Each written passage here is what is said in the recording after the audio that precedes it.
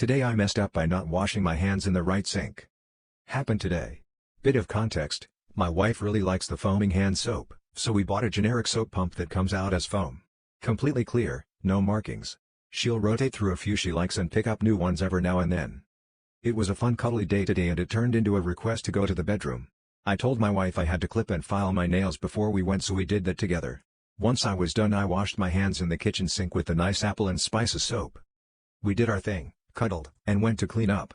I always get a big handful of the foam in the bathroom and give my dick a good wash after sex. Then it dawned on me.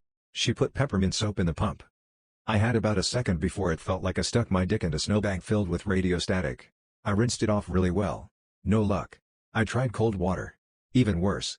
I ran out screaming and laughing and we agreed maybe we won't use that soap anymore. It's a few hours later and it still kind of tingles. I have MS, so sensations can stick around for a while. I'm sure we'll be laughing about this one for a while.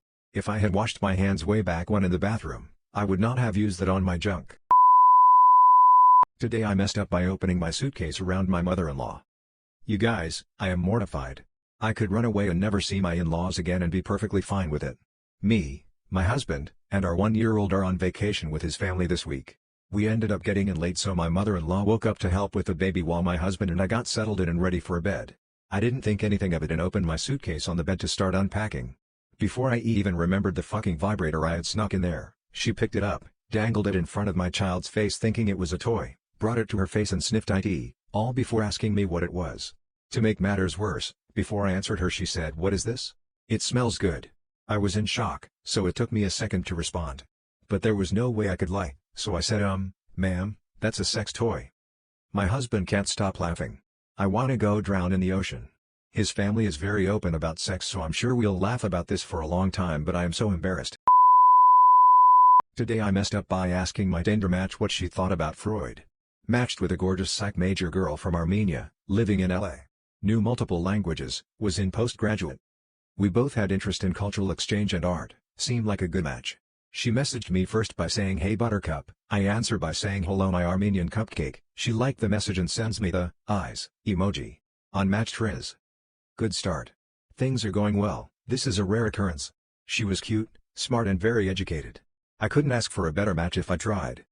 I noticed she was a psychology major and thought, hey, this seems like a good opener, I'll ask her about her thoughts on Freud. I'm interested in hearing what she has to say about it, because I'm aware of many problems of the psychoanalytic theory. Small tangent here, I'm more of a behaviorism guy myself. It's not an antithesis, I get it. I don't agree with some assumptions Freud makes about the human condition and reality itself. Don't get me wrong, I'm all for the study of the subconscious. I don't deny that is something that is important or think it doesn't play a role. I, and many others, just find some problems with his definitions and fundamental arguments of his theory, which all of psychoanalysis is built upon. Now, this is a common view, but is definitely not the consensus, especially across modern, post-structuralist and postmodern authors. Back to my sweet Armenian cupcake. From my point of view, asking about this makes total sense. She is a psych major, she has read Freud, like it or not. It's likely to be something she has a lot to say on, liking it or not. She must have some opinion about it. Maybe we'll get to bond together over our mutual dislike, or she could be a total fangirl, and we'll have a conversation about his work and I'll learn something I didn't know about. Seems worth it. I shoot. Wow, you're a psych major. I've wanted to do psychology before, it's an interest of mine. So, what are your thoughts on Freud? Instant unmatch. Huh? I kid you not, it didn't even take 2 seconds after sending that message and the chat was instantly gone. As soon as she read the word Freud it was an instant no. Why? I mean, I get why. She could hate him so much she wouldn't even want to risk talking to a Freud sympathizer, or she could like his work and not want to talk to someone that disagrees with his view. Or, worst of all, and the option I hope didn't happen, she could have thought, what if I kinda look like his mother?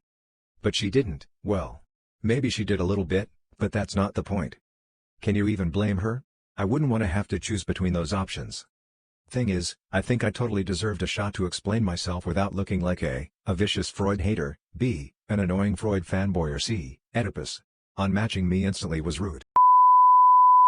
Today I messed up by pleasing my wife while she was on Paxlovid. My wife and I had COVID around the same time recently, but since she has an autoimmune disease she was given Paxlovid, which is to help treat the symptoms of COVID. We've both been fever-free and had some energy, so we decided that we are going to celebrate by making whoopee. One thing I remembered though while she was on Paxlovid was having Paxlovid mouth, where you have the constant taste of medicine in your mouth. While she overcame this by chewing gum, I could only sympathize but not understand the situation. That was until I decided to go down south to eat. I jumped in there without thinking, as I often do, but as soon as my tongue hit I nearly vomited. It seems that Paxlovid mouth can also occur in other areas, such as the vagina. I felt horrible for reeling away so quickly and being a bit freaked out, but I told her you taste just like medicine, to which she put two and two together and was like, must be because of my medicine. We finished up our celebration not hampered by the lack of fun we encountered. We laughed it off, but the taste, even though I had it on my tongue for a second, has not gone away. It's been there for hours and I've brushed my teeth and used mouthwash.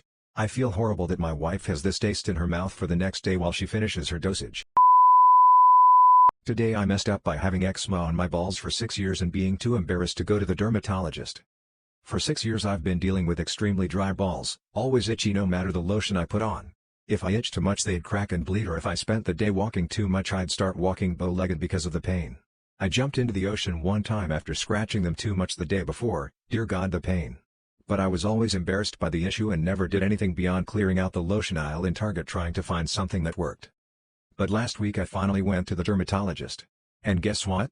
It wasn't awkward at all and they prescribed me alclomethicillin dipropionate for inconveniently placed eczema, which now, 5 days later, has completely fixed the problem. I feel like an idiot. Moral of the story, dudes and dudettes, go to the doctor if you have an issue. Don't be keeled over on a Hawaiian beach in immense pain because you're too busy scratching your balls to go to the doctor.